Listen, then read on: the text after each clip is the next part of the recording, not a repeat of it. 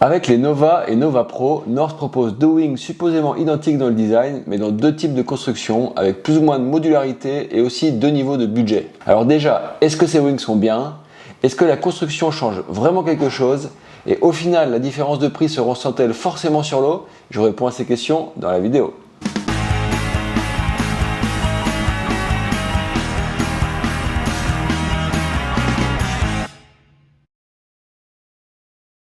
Salut les copains et les copines, aujourd'hui sur Water Sport Zone, je vais vous parler en détail des wings North Nova et Nova Pro avec leur construction et leurs prix différents. Je vais d'abord vous présenter leurs points communs et leurs différences dans la description produit, puis faire la même chose sur le ressenti en test sur l'eau, avant de répondre concrètement dans le bilan aux questions que je posais en intro.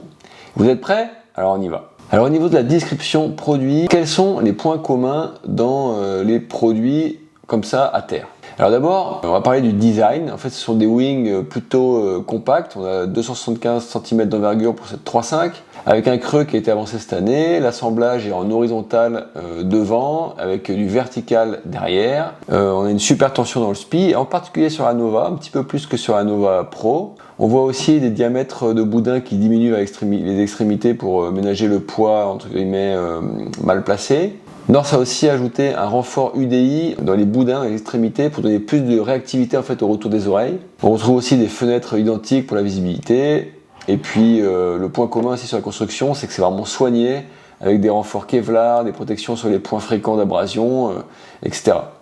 Après au niveau des équipements, c'est pareil, c'est des points communs, les valves Hyperflow avec un gonflage unique mais des chambres séparées. On a les leashs à émerion, alors le leash il est un petit peu long mais il est quand même très bien. Et puis le sac North en bandoulière et également dans les points communs des surfaces identiques pour les deux modèles de 9, 3, 5, 4, 2, 5 et 6. Maintenant, si on regarde les différences, alors la première différence, la plus visible sans doute, c'est les matériaux utilisés sur le bord d'attaque et même sur le SPI.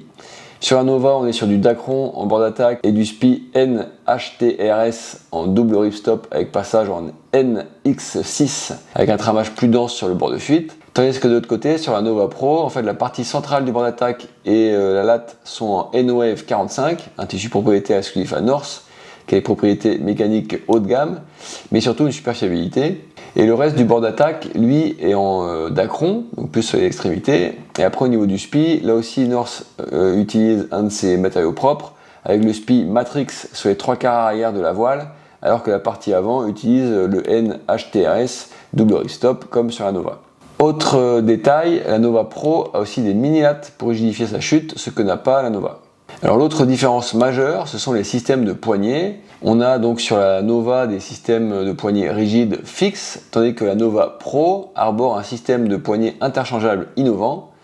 Alors là, c'est le système Shift Lock qui permet d'adapter sur une sorte de double rail et en quelques coups de clé, la clé est fournie dans le sac avec la wing, la configuration de poignée qu'on veut sur la wing en fonction de différentes options. On a des poignées rigides plus ou moins courtes, il y a plusieurs tailles, des longues ou carrément le wishbone. On a même la possibilité d'adapter un système pour accrocher sa pagaie pour les deflate downwind ou une fixation pour les caméras de type GoPro. Alors au niveau des tout petits détails sur les poignets, la Nova elle a un bumper sur la poignée avant pour adoucir les contacts avec la planche par exemple, ce que n'a pas la Pro. Et par contre, les poignées Shift Lock de la Nova Pro, en fait, elles ont un rembourrage spécial dans les poignets au niveau de la préhension qui rendent les poignées un peu plus ovales et qui amènent un peu de confort. Donc qui est un peu meilleur que sur la Nova tout court. Mais en fait, moi globalement, après essai, les deux types de préhension dans la poignée sont top, faut pas faire la fine bouche.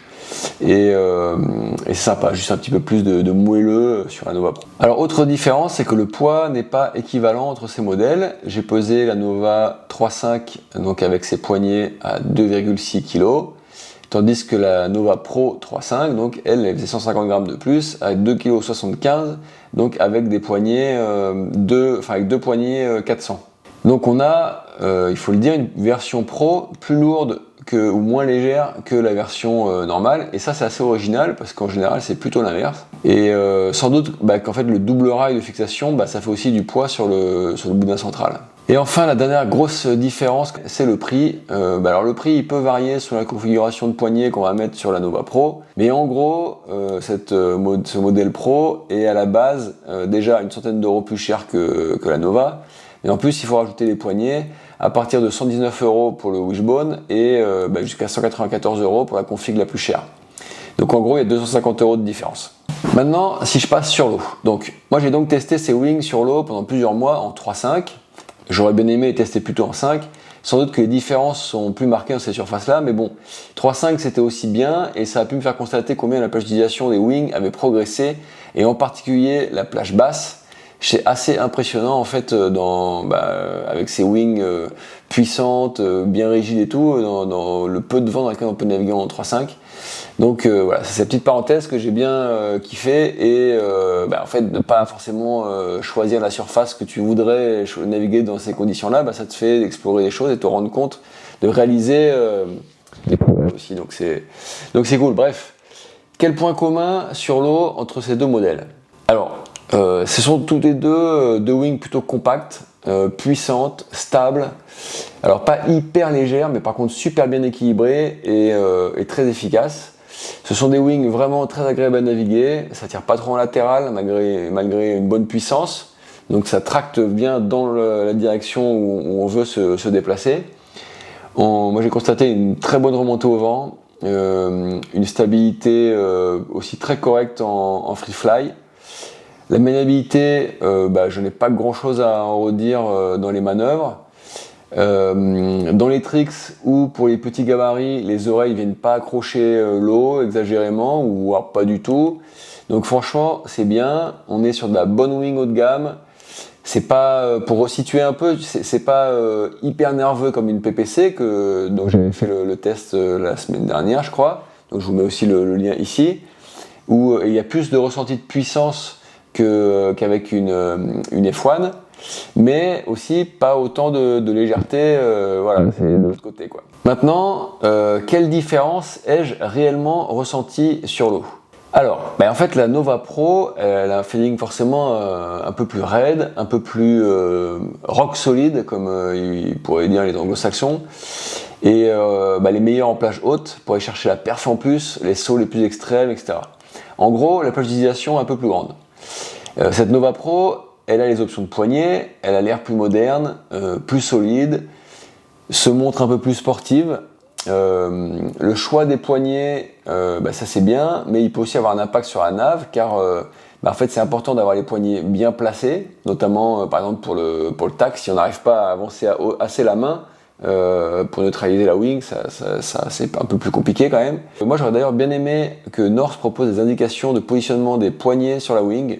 Et d'ailleurs en passant, changer les poignets, tout changer, tout régler, c'est un peu une petite mission. Donc voilà, bon après moi j'ai eu que 2 poignets, j'ai pas pu essayer le wish, mais en général le wish c'est quand même top, sauf pour le pliage compact. La modularité c'est quand même un bon point, et j'ai bien aimé aussi les poignées rembourrées, bien douces, bien confort, bien moelleuses.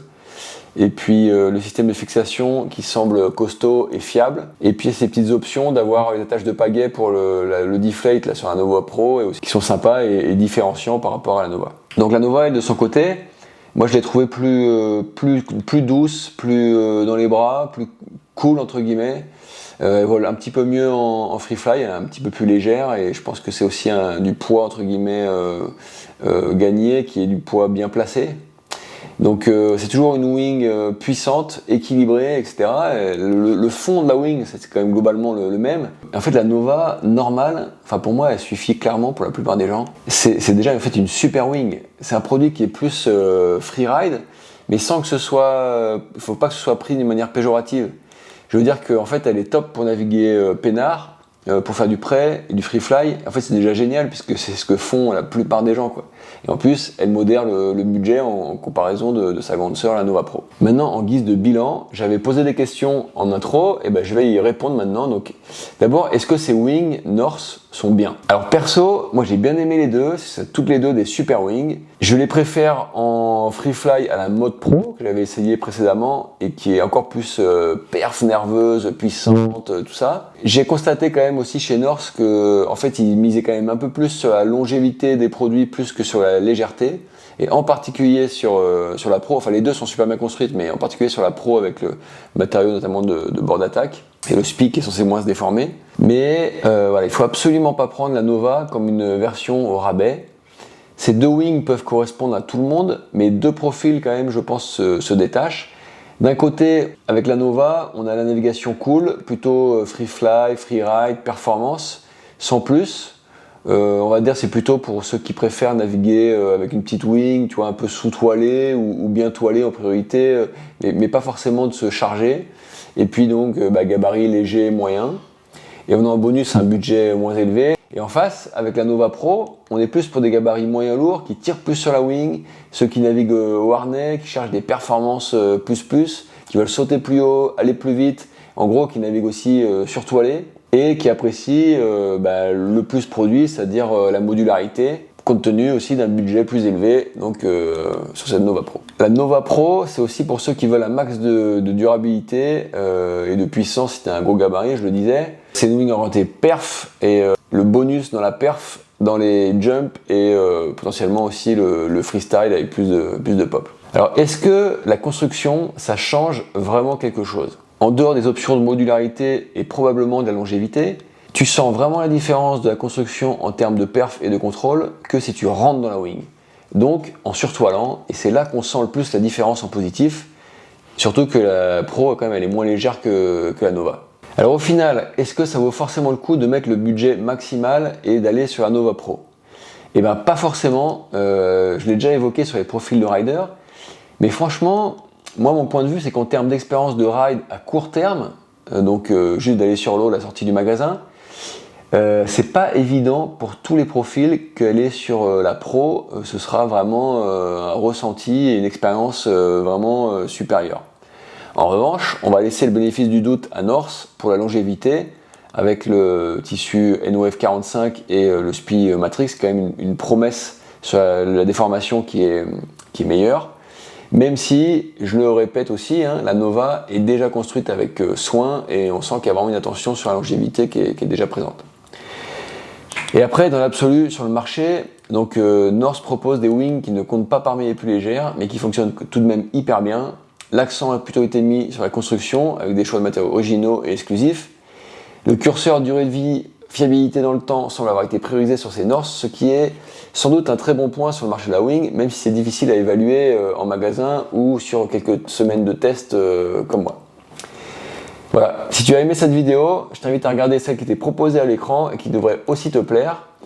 Avant de me quitter, n'hésite pas à laisser un commentaire et ou un like et à t'abonner si ce n'est pas déjà fait. Et puis maintenant, moi je te dis à samedi prochain pour la prochaine vidéo. Bye bye!